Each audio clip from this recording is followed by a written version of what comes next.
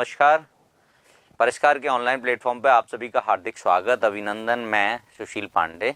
Maths की test series में next chapter अपन लेके आए हैं लाभ हानि। तो सीटी एग्जाम्स के लिए लाभ हानि इंपॉर्टेंट टॉपिक हमारा। अब लाभ हानि में एक बेसिक स्ट्रक्चर की मैं आपसे बात कर लूँ कि भाई लाभ हानि होता क्या है। तो किसी वस्तु के खरीदने और बेचने का अंतर जो होता है वो लाभ और हानि में काउंट होता है। अब लाभ हानि के बारे में इतना आप सब जानते हैं कि माल को पैसे बढ़ाकर बेचा जाए तो वो हमारा लाभ होता है और कम करके बेचा जाएगा क्रय मूल्य से तो वो हानि होगी। अब लाभ हानि का बेसिक स्ट्रक्चर इतना सा है कि लाभ हानि हमेशा क्रय मूल्य पे निकाले जाते हैं। ये बेसिक स्ट्रक्चर आप लोगों को आता होगा, ठीक है। तो हम यही मान के अपनी टेस्ट सीरीज को आगे बढ़ाते हैं कि आपको इतनी जानकारी है कि लाभ हानि हमेशा क्रय मूल्य पर होते हैं। अब क्रय मूल्य और विक्रय मूल्य का अनुपात दे दिया हमें और हमसे सीधा पूछ लिया कि हानि परसेंट याद करो। अब परसेंटेज का एक छोटा सा कंसेप्ट होता है जो आप परसेंटेज टॉपिक में भी समझते हैं कि भाई परसेंटेज एक तुलना है और तुलना में मूल आंकड़ों की आवश्यकता नहीं होती है। अनुपात, भिन्न, इनके आधार पर भी हम डायरेक्टली रिजल्ट निकाल सकते हैं। तो यहाँ पर हम क्रय मूल्य को 5 ले लें, विक्रय मूल्य को 4 ले लें तो हमें हानि हुई 1 की और ये हमारा आ गया हानि प्रतिशत कि 1 की हानि हुई है क्रय मूल्य 5 पर इंटू 100, क्योंकि जो लॉस परसेंट का फॉर्मूला होता है वो इतना सा है कि लॉस अपॉन सीपी इंटू 100, हानि बटा क्रय मूल्य इंटू 100। तो ये हमारे पास आ गया 20 बार और ये आंसर आ गया 20%। तो लाभ हानि का केवल इतना सा कंसेप्ट होता है कि लाभ हानि क्रय मूल्य पे होते हैं तो आंसर हो गया हमारा 20%। सेम उसी पैटर्न का सवाल है, बस उसमें एक नई चीज शामिल हो गई, ऊपरी व्यय। ऊपरी व्यय को बोला जाता है अतिरिक्त खर्चा, ठीक है। और क्रय मूल्य का हमेशा ये कंसेप्ट रहा है कि क्रय मूल्य में केवल खरीद नहीं होती है, क्रय मूल्य में खरीद के साथ खरीद के बाद जो भी खर्च होते हैं जिनको हम ऊपरी व्यय कहते हैं वो शामिल करके हमारा क्रय मूल्य आता है। तो इसका मतलब है यहाँ हमारा क्रय मूल्य हो जाएगा बच्चों, हमारे पास जो क्रय मूल्य था वो था 80 रुपये, ऊपरी व्यय था 20 रुपये, तो हमारा क्रय मूल्य आ गया 100 रुपये। हमारे पास विक्रय मूल्य दे रखा है 120 रुपये बेचने का मूल्य और इसका लाभ प्रतिशत हमें ज्ञात करना है। तो लाभ परसेंट का सूत्र है लाभ बटा क्रय मूल्य इंटू 100। अब लाभ हमारे पास आ गया 20 का, क्रय मूल्य हमारे पास 100 है और इंटू 100 करेंगे तो ये भी हमारे पास आएगा बच्चों 20%। तो यहाँ हमारा लाभ परसेंट हो गया 20%। तो लाभ निकालने का तरीका आगे तक भी यही रहेगा, ये चेंज नहीं होगा। बस इतनी सी चीज थी कि क्रय मूल्य का मतलब है खरीद प्लस खर्च। क्लियर। तो यहाँ 2 पॉइंट निकल के आते हैं। पहला पॉइंट आया कि लाभ हानि हमेशा क्रय मूल्य पे होते हैं, इसीलिए लाभ परसेंट निकालोगे तो भी क्रय मूल्य पे निकलेगा और हानि परसेंट निकालोगे तो भी क्रय मूल्य पे निकलेगा। और ऊपरी खर्चा यदि कोई आ रहा है तो वो क्रय मूल्य में शामिल हो जाता है। तो हमारा नेक्स्ट क्वेश्चन आता है बच्चों, देखो, यदि कोई व्यक्ति अपनी हानि को विक्रय मूल्य का 20% अनुमानित करता है तो उसका हानि प्रतिशत क्या है। ये क्वेश्चन कंपटीशन में कई बार आया हुआ है। यहाँ पर जो सबसे इम्पोर्टेंट चीज है वो है कि उसने जो हानि की गणना की है वो गणना कर रखी है विक्रय मूल्य पर, ठीक है। और हमसे हानि का वास्तविक प्रतिशत पूछा है, ऊपर भी परसेंट दिया है।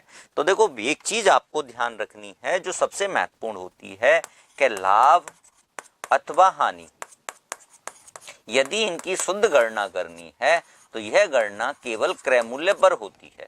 इसीलिए जो सवाल में की गई गणना है वो गणना गलत है, हमें सही गणना पे जाना है। तो सही गणना निकालने के लिए ऊपर वाली लाइन का मतलब है कि उसने जो हानि गणना की है वो हानि की गणना की है 20%, लेकिन 20% गणना की है विक्रय मूल्य पर।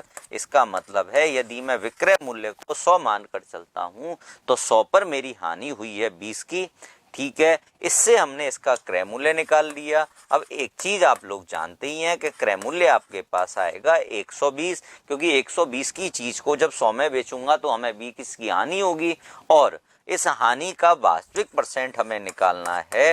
तो हानि परसेंट का हमारे पास फॉर्मूला होता है कि हानि बटा क्रय मूल्य इंटू 100। अब इसको काट दिया, ये 6 बार कट गया, 2 से 50 बार और 2 से 3 बार, तो 50/3 हमारे पास आंसर हो गया कि हानि कितने प्रतिशत की होगी। ठीक है, तो हानि होगी 50/30%। ये वर्ड गलत प्रिंट हो गया। ठीक है, तो ये हमारा आंसर हो गया। अब परिष्कार अपने नए बैच स्टार्ट कर रहा है। जैसे पीएसआई के बैच हमारे सोमवार से प्रारंभ है, तो आप सभी लोगों को ज़्यादा से ज़्यादा इसे ज्वाइन करना चाहिए। अधिक जानकारी के लिए आप इस नंबर पे हमसे कांटेक्ट कर सकते हैं। ठीक है, और भी इस विषय से संबंधित या और भी कोई आपके मन में डाउट है तो आप इस नंबर पे हमसे कांटेक्ट करके इसको आगे पूछ सकते हैं हमसे। ठीक है, अब किसी वस्तु को 651 रुपये में बेचने से 7% की हानि होती है, उस वस्तु का क्रय मूल्य क्या है। अब ये जो कैलकुलेशन है ये प्रतिशत आधारित है।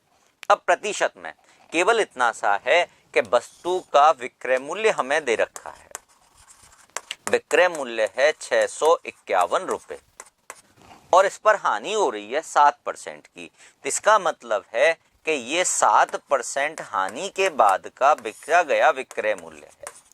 अब बच्चों एक छोटी सी चीज जो हम पिछले क्वेश्चंस में भी कर रहे थे कि ये लाभ हानि की यदि सामान्य गणना है तो वो होंगी क्रय मूल्य पर। 7% का मतलब है कि यदि आपका क्रय मूल्य 100 होगा तो 7 का घाटा हुआ, इसका मतलब है वस्तु को 93% में बेचा गया है और 93% बराबर यदि मेरे पास 651 है तो हमें क्रय मूल्य 100% का मान निकालना, यही हमारा प्रश्न है।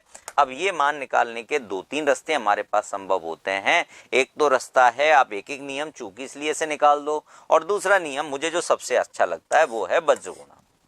अब वज्रगुणा में यहाँ पर 93 मल्टीप्लाई करेगा हमारे क्वेश्चन मार्क से, 651 गुणा करेगा 100 से, और यदि मैं क्वेश्चन मार्क की वैल्यू निकालना चाहता हूँ तो 93 का पक्षांतर करने पर वो नीचे आ जाएगा। अब यहाँ से एक छोटी सी चीज मैं आपको स्पष्ट कर दूं कि जो भी हमारे x से मल्टीप्लाई करेगा वो बटे में जाएगा, डिनोमिनेटर में जाएगा। तो हमारा केवल इतना सा काम है, उसके आधार पर हमें रिजल्ट आ जाएंगे। अब 93 से यदि आप इसे सॉल्व करते हैं या पहले 3 से काट दो तो 3 से ये कट गया 31 बार।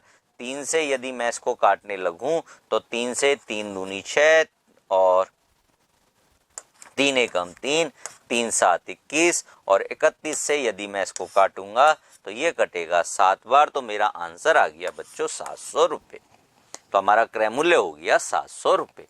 ठीक है, नेक्स्ट पे चलते हैं। कोई वस्तु 10% हानि पर बेची जाती है, उस वस्तु को 9 रुपये अधिक में बेचा जाता तो उसमें 12.5% का लाभ होता। अब बच्चों यहाँ पर एक चीज आप चाहें तो नोट डाल के लिख दें, ये हमारे लिए एक इम्पोर्टेंट कंडीशंस बनाती है। वो है कि जब भी हमारे पास ये शब्द आता है ज्यादा या कम में बेचना, तो ज्यादा या कम में बेचने के टाइम की यदि बात होती है तो यह दो विक्रय मूल्यों का अंतर होता है। ये दो विक्रय मूल्यों का अंतर होता है। अब बच्चों यहां पर यदि मैं बात करूं कि यहां पर इस चीज को कैसे समझें, तो देखो पहले कह रहा है 10% हानि पर बेचा जाता है।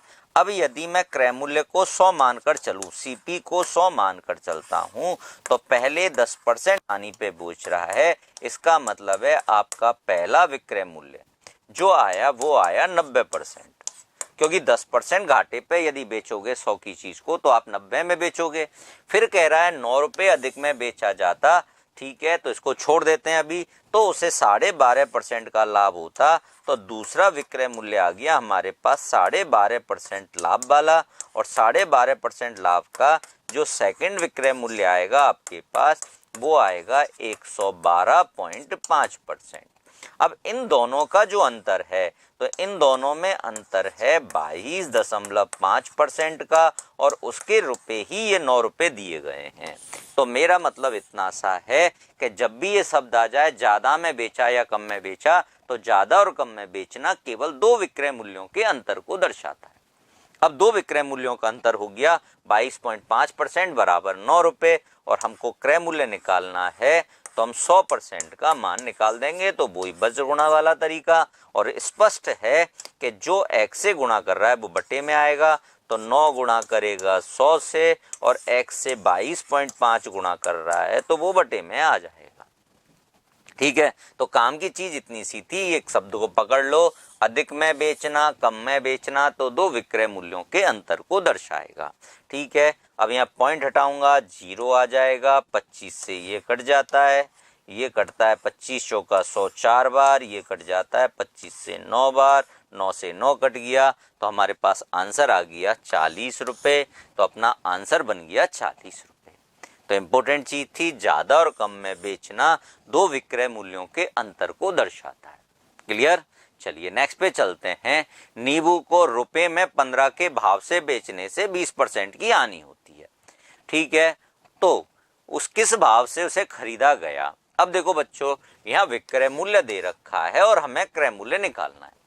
ठीक है, एक चीज जो स्पष्ट है कि जो विक्रय मूल्य आ रहा है वो 20% घाटे का है। इसका मतलब है कि 80% का मूल्य हमें दे रखा है।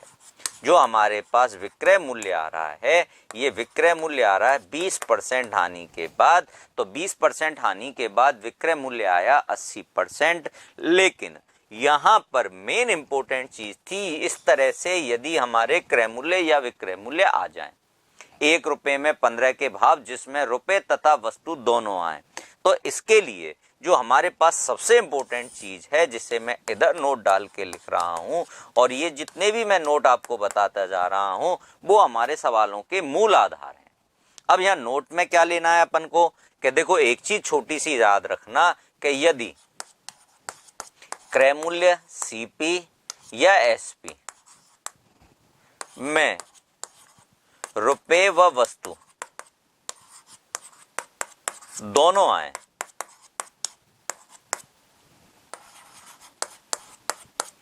तो एक वस्तु का मूल्य निकालकर, एक वस्तु का मूल्य लेकर सवाल को हल करना है। हमें एक वस्तु का मूल्य निकालना है और हमें अपने प्रश्न को हल करना है बच्चों। केवल इतनी सी हमारे काम की चीज निकल के आती है कि एक वस्तु का मूल्य निकाल के सवाल को हल करेंगे। अब यहाँ एक वस्तु का कैसे मूल्य निकालेंगे, तो देखो चूंकि, इसलिए आप लोगों को इतना तो आता ही होगा कि चूंकि 15 वस्तु आई हमारी 1 रुपए में, तो एक वस्तु कितने में आएगी, तो एक वस्तु हमारे पास आएगी 1/15 में। तो एक वस्तु का भाव हो गया 1/15, जो विक्रय मूल्य है 20% हानि का हमने लिख दिया 80% के बराबर, और हमें निकालना है क्रय मूल्य। तो क्रय मूल्य निकालने का मतलब हो गया कि हमको 100% का मान निकालना है, तो वही x लिख के बज गुणा, क्रय मूल्य x का मान हो गया 1/15, इंटू में आएगा 100, और जो x से गुणा कर रहा है वो आ जाएगा 80 में। अब 0 से 0 खत्म हो गई, 5 से 3 बार खत्म हो गया, 2 बार हो गया, 2 से 4 हो गया, 1/12 आया, और 1/12 का मतलब है 1 रुपए में 12 वस्तु। जो भी भिन्न आती है, भिन्न में ऊपर वाला हिस्सा रुपयों को दर्शाता है और नीचे वाला हिस्सा वस्तु को दर्शाता है। तो इसका मतलब निकल के आया 1 रुपए में 12 वस्तु बेचेगा। तो यहाँ काम की चीज इतनी सी थी कि जब हमारे पास इस तरह के भाव आ जाएं, रेट्स आ जाएं, जिनमें रुपए और वस्तु दोनों हों, तो एक वस्तु का मूल्य निकालकर सवाल को हल करोगे। ऐसे सवाल कंपटीशन में बच्चों काफी पूछे जाते हैं। ठीक है, तो संभावना है आप लोगों के भी आए। तो यही पूछ रहा था 1 रुपए में कितने नींबू आएंगे। ठीक है, अब हमारा जो जेलर है उसका बैच और पीएसआई का बैच, ये दोनों बैच हमारे स्टार्ट हो रहे हैं सोमवार से, जिसमें हिंदी जो आपका मुख्य विषय है, हिंदी को खुद परिष्कार के जो ऑनर हैं हमारे राघव सर वो कराएंगे, और बाकी की हमारी एक्सपर्ट टीम है। तो इसका बैच हमारा सोमवार से प्रारंभ हो रहा है, तो आप ज़्यादा से ज़्यादा ज्वाइन करें। बाकी अधिक जानकारी के लिए इस नंबर पे आप कांटेक्ट कर सकते हैं। ठीक है, चलिए नेक्स्ट चलते हैं। एक वस्तु को 240 रुपए में बेचने पे किसी वस्तु को 10% की हानि होती है। अब ये 240 रुपए हमें दे रखे हैं बच्चों विक्रय मूल्य। ठीक है, और विक्रय मूल्य आपके 10% हानि का है। तो इस चीज को यदि मैं डायरेक्टली आपसे कहूं कि 10% हानि के बाद जो विक्रय मूल्य है वो कितना होगा, तो देखो बच्चों 10% हानि के बाद जो विक्रय मूल्य आता है वो विक्रय मूल्य आपका आएगा 90%। क्यों आएगा, क्योंकि जो भी लाभ हानि दी जा रही है वो सारी क्रय मूल्य पर है, और क्रय मूल्य पे लाभ हानि है, तो 10% हानि का जो विक्रय मूल्य बनेगा वो 100 पर 10 का घाटा हुआ, विक्रय मूल्य आया 90%, जिसके रुपए हमें दे रखे हैं 240 रुपए। और हमसे प्रश्न पूछ रहा है कि कितने में बेचे कि 20% लाभ हो, तो हमको 20% लाभ का विक्रय मूल्य ज्ञात करना है। और 20% लाभ का विक्रय मूल्य आपकी समझ में आ ही गया होगा, 120% होगा, और इसके रुपए हमें निकालने हैं, तो वही वज्र गुणा करके आंसर दे देंगे।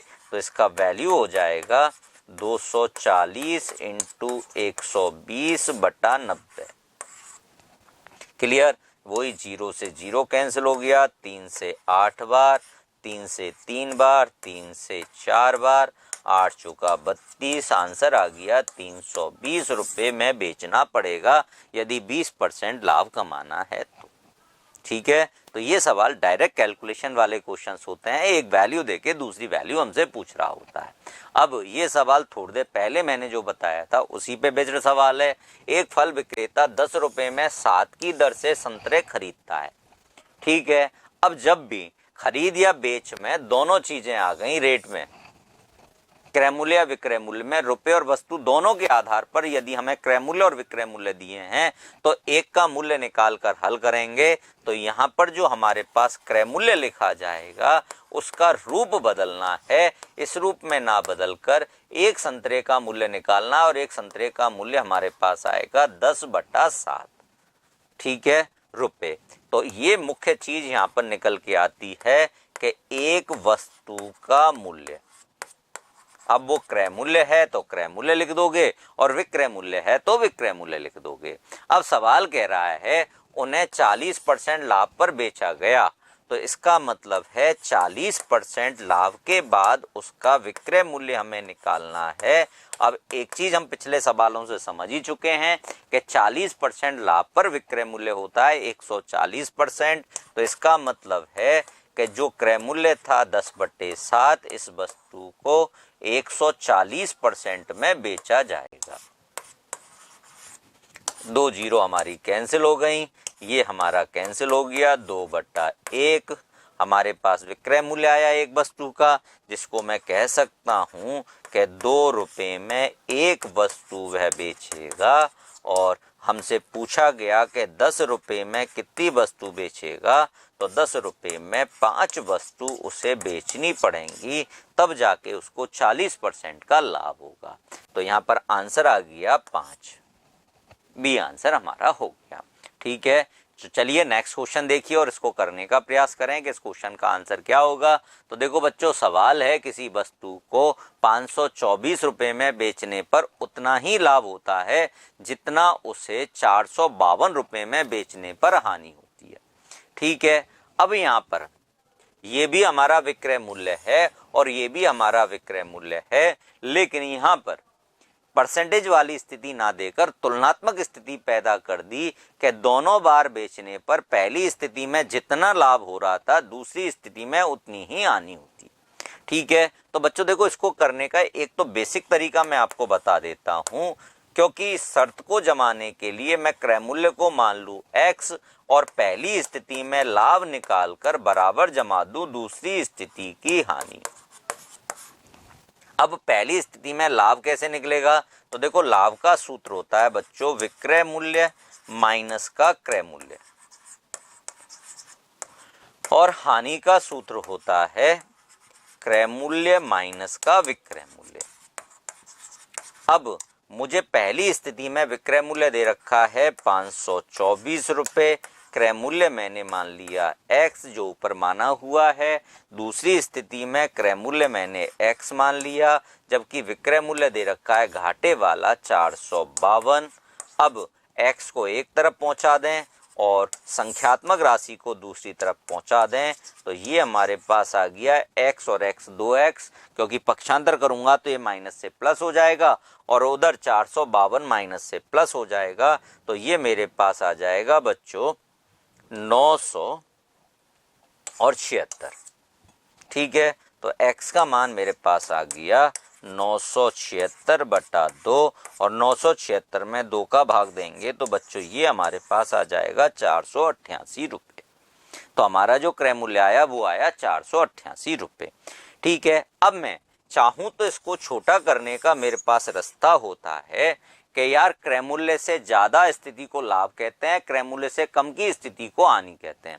तो इस पर जितना लाभ हो रहा है दूसरे पे उतना हानि हो रही है, तो इसका मतलब पहले वाला क्रय मूल्य से उतना ही ज्यादा है जितना दूसरे वाला कम है। तो क्रय मूल्य दोनों का मध्यमान हो गया भाई, क्रय मूल्य दोनों का कौन सा मान हो गया बच्चों, मध्यमान हो गया। और मध्यमान निकालने का तरीका है इन दोनों को जोड़कर 2 का भाग दे दो तो डायरेक्ट तुम्हारे पास क्रय मूल्य आ जाएगा। ये आया 976, 2 का भाग दिया तो 488 आपका डायरेक्ट आंसर बन जाएगा।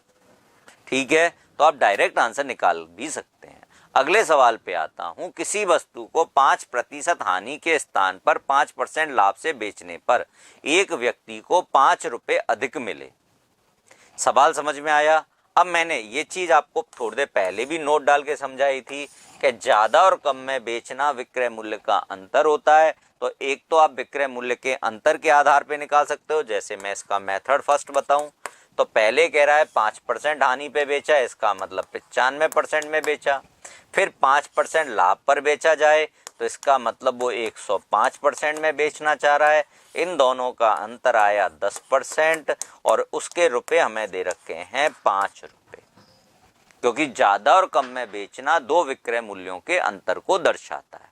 ठीक है, और हमें निकालना है क्रय मूल्य, तो मैं निकाल दूंगा 100% का मान। ठीक है, तो 100% के लिए वही वज्र गुणा, तो ये हो जाएगा 100 गुणा 5/10 बराबर 50 रुपए। तो इसका एक तरीका तो हमारे पास हो गया ये। ठीक है, दूसरा तरीका हमारे पास होता है कि सवाल को पढ़ें कि 5% हानि की जगह 5% का लाभ होने पर कितने का फर्क आया। तो फर्क आया 10% का। कैसे कि एक तो मेरा 5% का घाटा कवर हो रहा है, जो लॉस है वो लॉस कवर हो रहा है, और दूसरा ऊपर से 5% का प्रॉफिट और इंक्रीज हो रहा है। तो इसका मतलब टोटल चेंज आया 10% का, और जो 10% का चेंज आया वो 10% चेंज आया इन 5 रुपए की वजह से, या 10% के चेंज से 5 रुपए ज्यादा मिले। तो इसका मतलब 10% हो गया 5 रुपए, 100% निकाल देंगे। तो 100% के लिए बच्चों एक रास्ता ये भी है कि 10 से 100 का मतलब 10 गुना हो रहा है, तो इसका भी 10 से गुणा करके 50 आंसर डायरेक्ट लिख सकते हो। ठीक है, तो ये छोटी छोटी चीजें आपको ध्यान रखनी है, आंसर आ जाएगा आपका 50। नेक्स्ट क्वेश्चन की तरफ बढ़ते हैं। देखो, शिक्षक भर्ती के हमारे बैच सोमवार से प्रारंभ हो रहे हैं, तो शिक्षक भर्ती के बैचों को आप सोमवार से हमें ज्वाइन कर सकते हैं। ठीक है, चलिए नेक्स्ट पढ़ते हैं। किसी टेप रिकॉर्डर को 950 रुपए में बेचने पर मुझे 5% हानि होती है। यदि इसे 1040 में बेचा जाए तो मुझे कितने प्रतिशत का लाभ होगा। अब बच्चों देखो, एक छोटी सी चीज समझो, मुझे लास्टली निकालना है लाभ प्रतिशत के कितने प्रतिशत का लाभ होगा। अब मैं साइड में लिख दूं कि हमारा लाभ परसेंट का सूत्र क्या होता है। तो हमारे लाभ परसेंट का सूत्र होता है लाभ बटा क्रय मूल्य इंटू 100।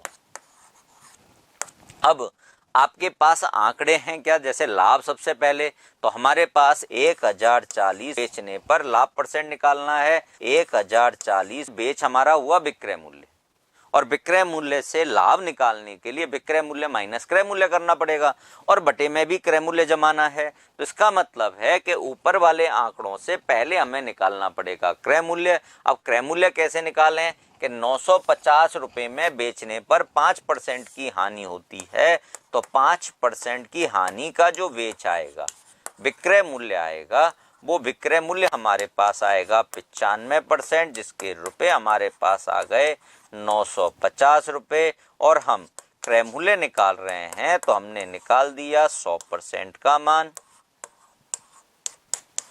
वही बचगुणा करेंगे तो x का मतलब क्रय मूल्य आ गया 900 गुणा 100 बटा 950, और नीचे आ गया 95, ये कट गया 10 बार, तो हमारे पास क्रय मूल्य आया 1000 रुपए। और वो कह रहा है कि यदि इस 1000 रुपए खरीद की चीज को 1040 रुपए में बेचा जाए तो लाभ कितने परसेंट का होगा, और लाभ परसेंट का सूत्र है लाभ बटा क्रय मूल्य गुणा 100।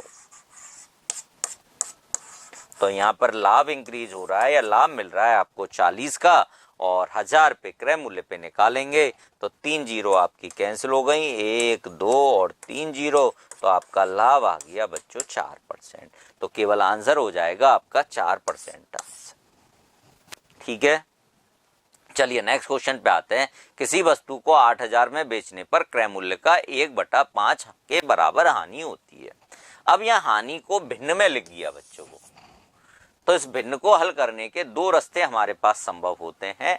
एक x मानकर करना, एक अनुपात के आधार पर करना। ज्यादा सरल जो सामान्यतः आप लोग समझते हैं वो x के आधार पर है कि हमें हानि हो रही है 1/5 क्रय मूल्य की।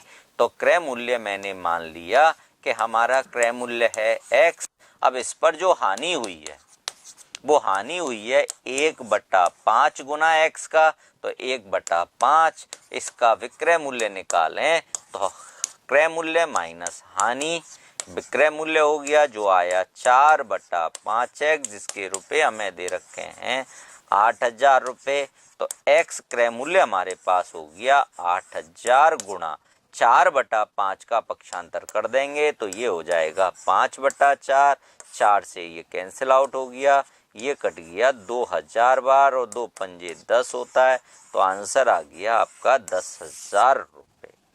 ठीक है, तो आंसर केवल आपके पास आया छोटा सा 10,000 रुपये। क्लियर बच्चों?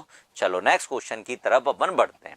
नेक्स्ट क्वेश्चन दे रहा है कि एक वस्तु को किसी मूल्य पर बेचने से एक व्यक्ति को 20% लाभ होता है, उसे दुगने मूल्य पर बेचें तो कितने प्रतिशत लाभ होगा। तो सबसे पहले देखो, आगे की चीजें बाद में डिस्कस करें। एक वस्तु को किसी मूल्य पर बेचने से व्यक्ति को 20% का लाभ होता है।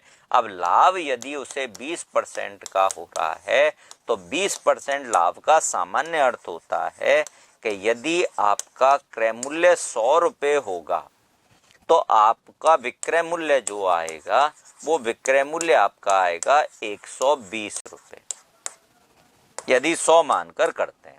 फिर आगे की स्थिति के अनुसार बस उत्तर देना होता है। ऊपर की लाइन का केवल इतना सा मतलब था, ये आप जानते हैं कि 20% लाभ पर बेचने का सामान्य मतलब होता है कि 100 की चीज को हमने 120 में बेच दिया। 100 की चीज को कितने में बेच दिया? 120 में बेच दिया। अब यदि वह उसे दोगुने मूल्य पर बेचे तो वो शर्त शामिल कर रहा है कि विक्रय मूल्य को 2 गुना कर दें। तो इसका मतलब है वस्तु को बेचा जा रहा है 240 रुपए में, तब उसका लाभ परसेंट क्या होगा। अब देखो बच्चों, एक चीज छोटी सी आपको ध्यान रखनी है कि यहाँ पर विक्रय मूल्य को ही दुगना किया जा रहा है। केवल और केवल किसको दुगना कर रहे हैं हम? विक्रय मूल्य को दुगना कर रहे हैं। तो हमारा क्रय मूल्य अब भी 100 है, और 100 के आधार पर यदि इसका लाभ देखा जाए तो 100 के आधार पर इसका लाभ आएगा बच्चों 140, जिसको परसेंटेज में भी आप कितना लिखोगे या रुपयों में कितना लिखोगे? 140 रुपये। वैसे यहाँ पर रुपये वर्ड का उपयोग नहीं होगा बच्चों, ये थोड़ा सा हमारा प्रिंटिंग एरर है, यहाँ परसेंटेज वर्ड आता है क्योंकि सवाल पूछ भी रहा है परसेंटेज का। तो हमारा जो लाभ आएगा वो लाभ आएगा 140% का। क्लियर? चलिए नेक्स्ट क्वेश्चन पे जाते हैं। सीईटी, पटवार, एलडीसी, इनके हमारे बैच सोमवार से प्रारंभ हैं। ठीक है, तो आप ज्यादा से ज्यादा ज्वाइन करें, इनका लाभ उठाएं। नेक्स्ट आता है, एक व्यक्ति 100 प्याले 10 रुपए प्रति प्याले के हिसाब से खरीदता है। ठीक है बच्चों, यहाँ पर जो स्पेशल कंडीशन है वो है टूटने वाली। अब इसके लिए टूट फूट के लिए सिंपल सा मैं नोट डाल के आपको समझा रहा हूं। ठीक है, और जो नोट डाल रहा हूं वो ही इनके मूल नियम है लाभ हानि के। तो नोट है आपके लिए, या टूट फूट के लिए नियम होता है कि खरीद के बाद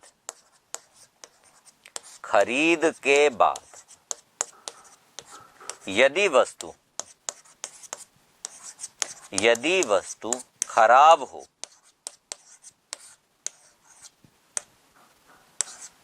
तो क्रय मूल्य नहीं बदलता,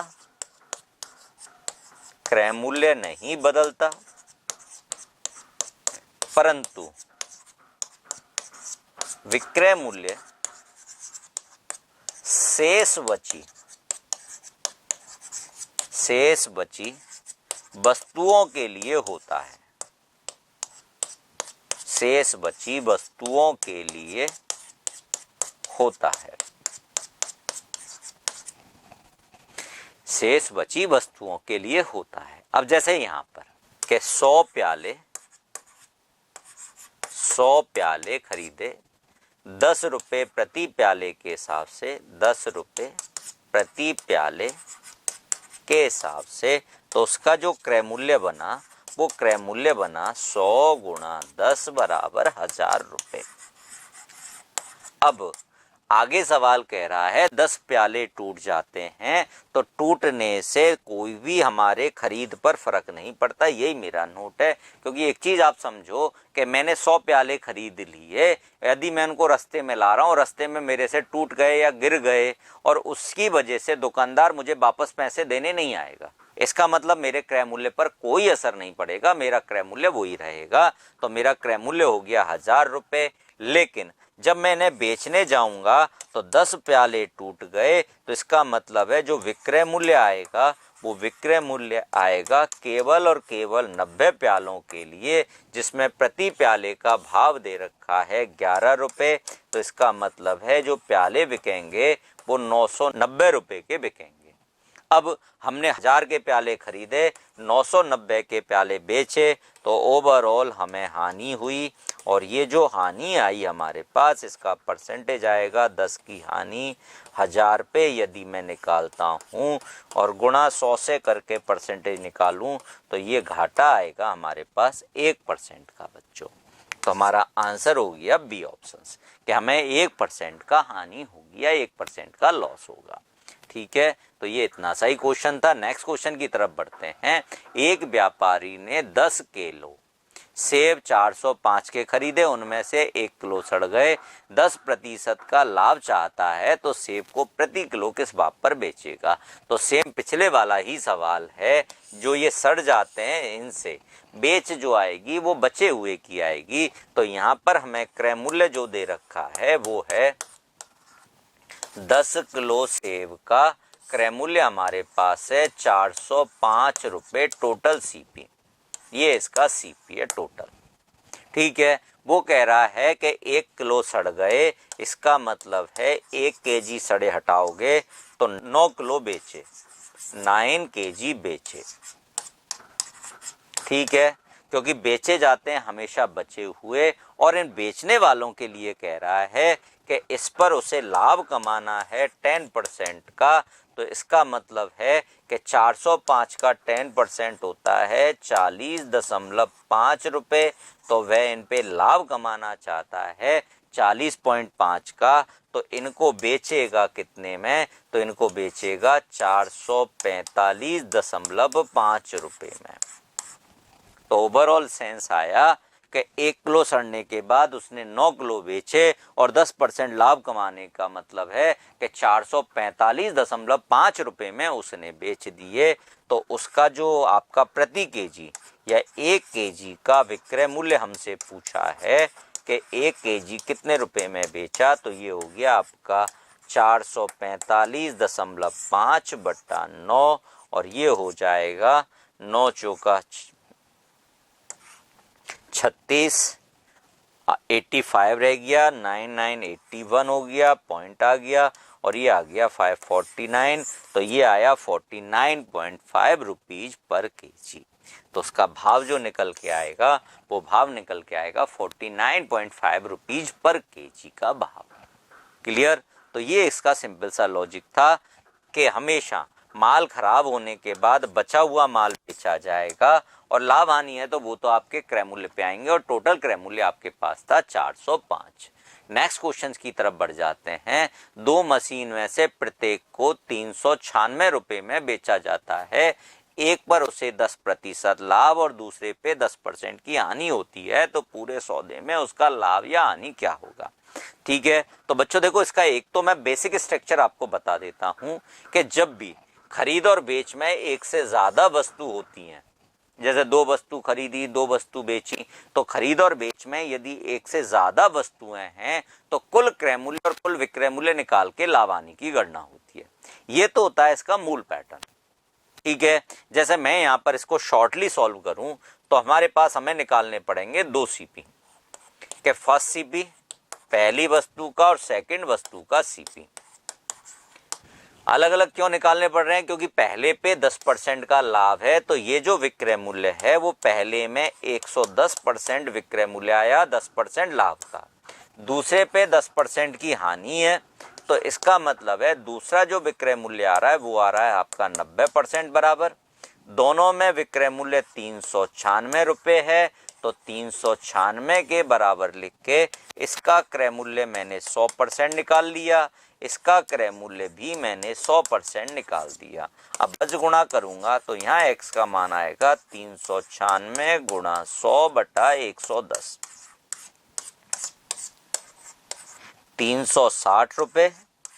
और यहाँ पर y क्रय मूल्य मेरे पास आएगा, बस गुणा करूंगा तो 396 गुणा 100 बटा 90, 440 रुपये। 0 से 0 खत्म और ये 9 चौका 36, 9 चौका 36। अब मेरे पास टोटल जो सीपी आया कुल क्रय मूल्य वो आया 360 प्लस 440, कुल मिलाकर हो गया 800 रुपये।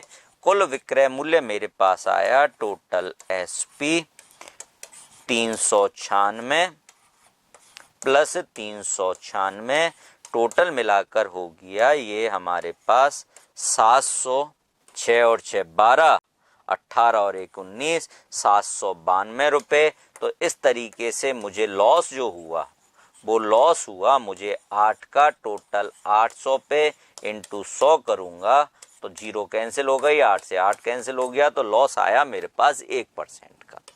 अब ये तो बच्चों है इसका बेसिक मेथड। क्लियर कि कुल क्रय मूल्य और कुल विक्रय मूल्य निकाल के लाभ हानि गणना करेंगे। कुल विक्रय मूल्य तो हम यही निकाल सकते थे क्योंकि 2 में से प्रत्येक का बेच दे रखा है, तो 396 और 396 जोड़कर विक्रय मूल्य लेंगे, लेकिन सवाल हल करना पड़ा क्रय मूल्य निकालने के लिए। ठीक है, अब यदि मैं इसका दूसरे मेथड की बात करूं तो इसका डायरेक्ट ट्रिक होता है, लेकिन उसकी शर्त इतनी सी है कि जब विक्रय मूल्य समान हो, जैसे यहां दे रखा है, और पहले का लाभ परसेंट दूसरे के हानि परसेंट के बराबर हो, तो ऐसे सौदे में हमेशा हानि होती है, और वो हानि होती है आपकी x² बटा 100% की। तो बस ये इतना सा ही सवाल था कि जब हमारी शर्तें लागू हो गई कि विक्रय मूल्य समान है और लाभ परसेंट हानि परसेंट के बराबर है, तो घाटा होगा x² बटा 100% का। x का मतलब है जो परसेंटेज आपको दे रखे हैं दोनों, 10 और 10 बटे में आ गया 100, ये कैंसिल आउट हो गए, तो ये घाटा आ गया आपके पास 1% का, हानि हमें हो जाएगी। ठीक है, तो ट्रिक बेस्ड सवाल बनता है, विक्रय मूल्य समान हो, लाभ परसेंट हानि परसेंट के बराबर हो, तो पूरे सौदे में हमेशा घाटा होगा। अब सीईटी के जो टेस्ट सीरीज है एलिजिबिलिटी टेस्ट की और उसके नए बैच हैं वो भी हमारे सोमवार से हैं, तो आप इन्हें ज्वाइन कर सकते हैं, जिसकी टेस्ट सीरीज अपन डिस्कस कर रहे हैं। एक मकान तथा एक दुकान प्रत्येक को 1 लाख रुपए में बेचा गया, तो यहाँ पर सेम कंडीशन है, विक्रय मूल्य समान है और पहले पे 20% का हानि है, दूसरे पे 20% का लाभ है, तो पूरे सौदे में हमेशा हानि होगी बच्चों, और ये हानि आएगी आपकी वही पिछले सवाल की तरह x² बटा 100% की। अब यहाँ x का मतलब है 20, जो परसेंटेज लाभ हानि है, तो ये आपका जो घाटा आया बच्चों, ये घाटा आपका आया 4% का। ठीक है, लेकिन हमारा सवाल परसेंटेज ना पूछ के लाभ हानि को रुपयों में पूछ रहा है, तो कोई नहीं, मैं इसको रुपयों में पहुंचा देता हूं। यदि मैंने पूरे सौदे की हानि की गणना कर ली तो पूरे सौदे में 4% की हानि, पूरे सौदे में जो मुझे हानि हुई है वो हानि हुई है 4% की, और ये 4% की हानि हुई है। अब 4% हानि का जो विक्रय मूल्य आएगा पूरे सौदे का, वो मेरे पास आएगा 96%। 100 पर 4 का घाटा, 96% में बेचा, और बेच हमें दे रखी है प्रत्येक की 1 लाख, तो दोनों की मिला के हो गई 2 लाख। ठीक है, और हमें सौदे का परिणाम का मतलब हानि 4% का मान निकालना है, तो x से गुणा कर दिया, और x को यदि जमाता हूं तो ये आ जाएगा 2 लाख इंटू 4, और बटे में जो x से गुणा कर रहा है 96, ये आ जाएगा, तो ये आ जाएगा 8, और 8 से काटेंगे तो 12, तो इसे हम लिख सकते हैं 1/12 लाख। ठीक है, तो हमारा आंसर हो जाएगा 1/12 लाख की हानि। ठीक है, तो पहले वाला ऑप्शन ना प्रॉफिट ना लॉस गलत है, लाभ हो ही नहीं सकता, इन दो में से एक आंसर होना था, तो उससे हमें अंदाजा लग जाता है। ठीक है, तो आंसर होगा 1/12।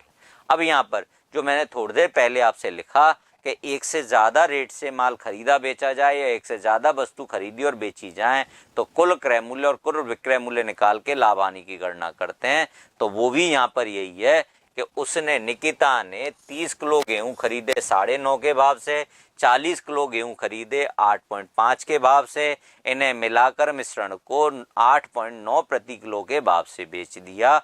तो पूरे सौदे का मतलब है पूरे माल का, और पूरे माल का निकालना है तो हमें निकालना पड़ेगा कुल क्रय मूल्य, पूरे सौदे का कुल विक्रय मूल्य, और उसके आधार पर हमें देखनी पड़ेगी लाभ हानि।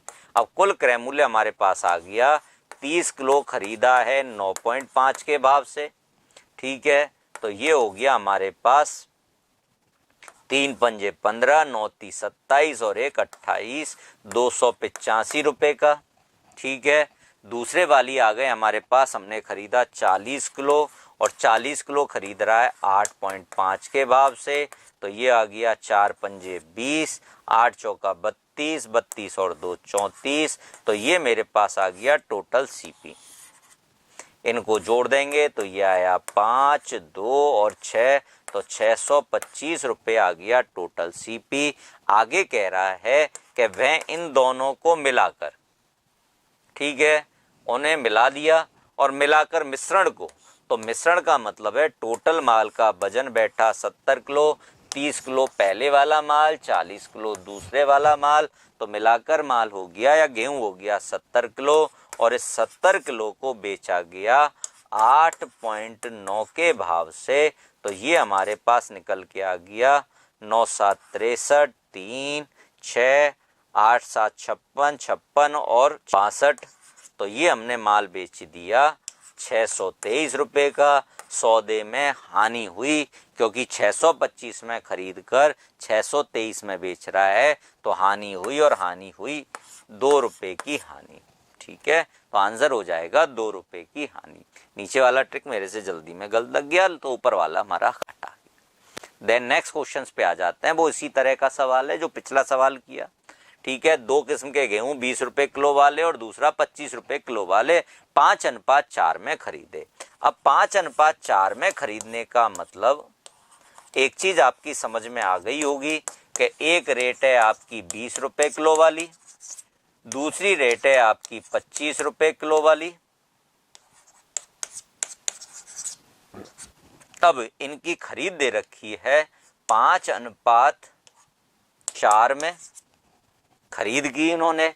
अब 5:4 में खरीदने का मतलब है पहले वाला 5 किलो खरीदा 100 रुपए का, दूसरे वाला 4 किलो खरीदा 100 रुपए का, कुल मिलाकर 200 रुपए का उसने माल खरीदा या जो गेहूं था वो खरीदा। अब इन दोनों को मिलाकर 24 रुपए किलो के भाव से बेच रहा है, तो उसका कुल विक्रय मूल्य आ गया, कुल विक्रय मूल्य, तो कुल विक्रय मूल्य 5 और 4 मिला के 9 किलो माल बेचा 24 के भाव से, तो 24 गुणा 9 करेंगे तो ये आ जाएगा आपके पास 216, 9 चौका 36, 3 9 दूनी 18 और 3 21। ठीक है, अब उसने हमसे फाइनली पूछा क्या कि सौदे में क्या प्राप्त हुआ, तो सौदे में लाभ हानि का परसेंटेज दे रखा है। तो फाइनली 200 के टोटल मिलाकर गेहूं खरीदा, टोटल गेहूं को 216 में बेच दिया, तो तो इसका मतलब है कि उसका लाभ परसेंट हुआ 16 का लाभ 200 पे। यदि हम गणना करते हैं तो ये लाभ आपके पास आ जाएगा 8% का। 2 जीरो आपकी खत्म और 16 में 2 का भाग देंगे तो आपको 8% का लाभ बच्चों हो जाएगा। ठीक है, तो ये सवाल क्या थे? तो इन सवालों में केवल एक ही कंसेप्ट था बच्चों कि लाभ हानि तब निकालेंगे जब टोटल खरीद आ जाएगी और टोटल हमारे पास बेच आ जाएगी। क्लियर? नेक्स्ट क्वेश्चन पे बढ़ते हैं। एक व्यक्ति ने 4 रुपए की 6 पेंसिल के दर से खरीदी और उन्हें 6 रुपए में 4 की दर से बेच दिया, तो सौदे में लाभ हानि प्रतिशत क्या हुआ? अब बच्चों यहाँ पर एक तरीका तो मैं पहले बता चुका था कि जब खरीद और बेच में दोनों चीजें आ जाए, रुपए और वस्तु, तो एक वस्तु का मूल्य निकालकर लाभ हानि की गणना की जाती है। तो तुम्हारे पास एक रास्ता तो है कि आप एक वस्तु का क्रय मूल्य और एक वस्तु का विक्रय मूल्य निकाल के गणना कर लो। दूसरा यहाँ पे एक चीज और आप समझ सकते हैं जिसे मैं और नोट डाल के लिख दूं। ठीक है, तो ये है कि रुपयों में लाभ हानि की गणना करने के लिए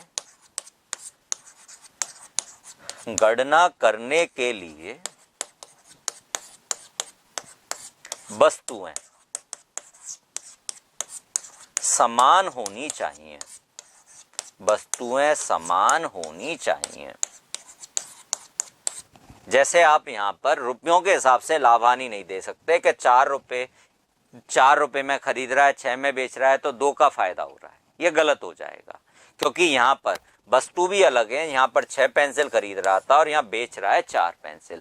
तो वस्तु समान होने के बाद ही लाभ हानि की गणना होती है। और वस्तु समान करने का सबसे आसान तरीका होता है कि जैसे 4 रुपए में 6 वस्तु खरीद रहा है और 6 रुपए में 4 वस्तु बेच रहा है, तो आप इसका वज्र गुणा कर दें और रुपयों की साइड लिखेंगे, तो इसका मतलब तुम्हारी वस्तु समान हो गई और खरीद और बेच के रुपए आ गए। तो ये आ गए 4 चौका 16 रुपए और 6 गुणा 6 करोगे तो 36 रुपए तुम्हारी बेच आ गई। और इनके आधार पर ये तुम्हारे क्रय मूल्य और विक्रय मूल्य हो गए और इनके आधार पर आप अपने लाभ हानि की गणना कर सकते हो।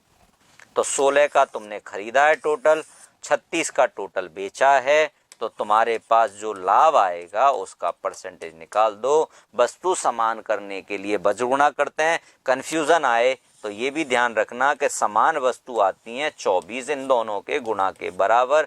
तो ऊपर वाला 24 की खरीद है और नीचे वाला 24 की बेच है।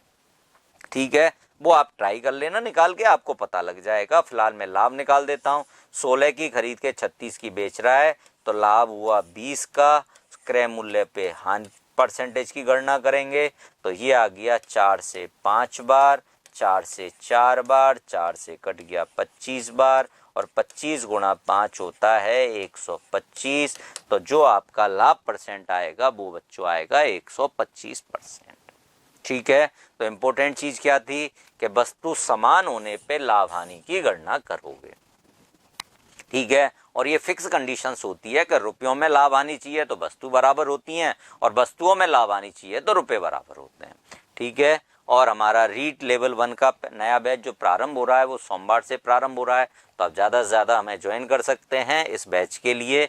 नेक्स्ट पे आता हूँ, एक दुकानदार त्रुटिपूर्ण बाट का प्रयोग करता है। अब एक चीज़ छोटी सी आपको ध्यान रखना, ठीक है, इंपॉर्टेंट सवाल है, बहुत बार आया हुआ है कि खरीदते समय भी धोखा होता है और बेचते समय भी धोखा होता है। तो ऐसी स्थिति में ये 2 बार के लाभ को दर्शाता है बच्चों, और ये बहुत अच्छा सवाल भी बनता है कि खरीद और बेच की त्रुटि 2 बार का लाभ होती है। 2 बार के लाभ का मतलब है जैसे आपने कोई चीज 100 की खरीदी, खरीदते वक्त आपने धोखा दे के 20% कमा लिया तो 120 आ गया, और बेचते वक्त 120 पे वापस 20% कमा दिया धोखे से, तो यहाँ पर आपको 24 का फायदा हो गया। तो फाइनली आपने 100 की चीज को बेच दिया 144 में, तो आपका जो लाभ आया वो बच्चों आ गया आपका लाभ 44%। तो आपका जो लाभ बन गया बच्चों वो लाभ बन गया 44% का लाभ। ठीक है, ये हमारा 44 इसका आंसर हो गया बच्चों। क्लियर? चलिए नेक्स्ट क्वेश्चन की तरफ बढ़ते हैं।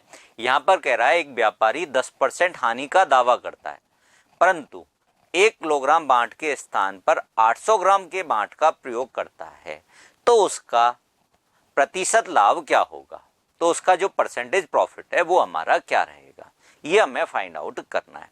अब यहाँ पर बेटा देखो 2 चीजें शामिल हो गई, एक तो लाभ हानि परसेंटेज आ गया और एक आपकी बेईमानी आ गई। यदि दोनों चीजें आती हैं तो देखो एक छोटी सी चीज याद रखना कि लाभ हानि तो होती है रुपयों पर, इसका केवल एक ही मतलब है कि यदि कोई व्यापारी ने एक वस्तु को 100 रुपए का खरीदा है तो 10% हानि का दावा कर रहा है, इसका मतलब है कि 10% हानि से उसने ग्राहक से जो पैसे लिए हैं वो लिए हैं 90 रुपए, तो उसका मतलब निकल के आया कि 100 रुपए की चीज को उसने 90 रुपए में बेचा। ठीक है, लेकिन साथ में उसने बेईमानी कर दी। बेईमानी का मतलब है कि 100 रुपए में वो 1 किलो का दावा कर रहा है, लेकिन वो 90 रुपए ले रहा है, लेकिन दे रहा है 800 ग्राम, और 800 ग्राम को पॉइंट केजी में लिखूंगा तो वो आएगा 0.8 किलो, तो बेच रहा है 0.8 किलो। अब हमें उसका लाभ प्रतिशत ज्ञात करना है। तो लाभ हानि के लिए बच्चों थोड़ी देर पहले ही मैंने सवाल में समझाया कि लाभ हानि यदि रुपयों में गणना करनी है तो वस्तु बराबर करनी है, 0.8 का 100 से गुणा करूंगा तो ये क्रय मूल्य आएगा 80, और 1 से 90 का गुणा करूंगा तो ये आएगा 90 रुपए। अब मेरे पास क्रय मूल्य हो गया 80 रुपए, विक्रय मूल्य हो गया 90 रुपए, तो मैं लाभ का परसेंटेज निकाल दूं तो मेरे पास लाभ आएगा 10 का, कितने पर आएगा 80 पे आएगा, और इंटू 100 से करूंगा तो ये मेरा कैंसिल आउट हो गया, ये कट गया 25 बार, ये कट गया 4 से 2 बार, और ये मेरे पास निकल के आ गया 12.5% या 12.5% मेरा आंसर हो गया बच्चों। ठीक है, तो फाइनली मेरा लाभ निकल के आ गया 12.5% का लाभ। नेक्स्ट चीज की तरफ बढ़ते हैं। 15 वस्तुओं का क्रय मूल्य 10 वस्तुओं के विक्रय मूल्य के बराबर है। अब यहाँ पर देखो वस्तुओं के आधार पर लाभ हानि है, तो इंपॉर्टेंट चीज आती है कि वस्तु आधारित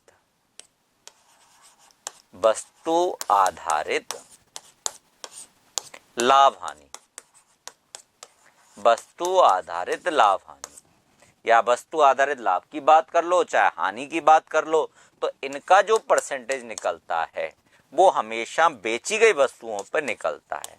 चाहे आप लाभ की गणना कर रहे हो चाहे आप हानि की गणना कर रहे हो, और ये निकाला जाता है बेची गई वस्तुओं पर। बेची गई वस्तु और इंटू कर देंगे 100 से, तो यहाँ पर चाहे लाभ है चाहे हानि है। अब हम चेक करें कि 15 खरीद के यदि 10 बेच रहा है, तो यदि मैं 15 खरीदूं और 10 बेचूं तो मुझे क्या होगा, तो मुझे हो जाएगा फायदा कितनी वस्तुओं का, 5 का। बेची गई वस्तु 10 पे निकालोगे तो ये आपके पास लाभ आएगा 50% का लाभ बच्चों। जो लाभ निकल के आएगा वो आपका लाभ आएगा 50% का लाभ।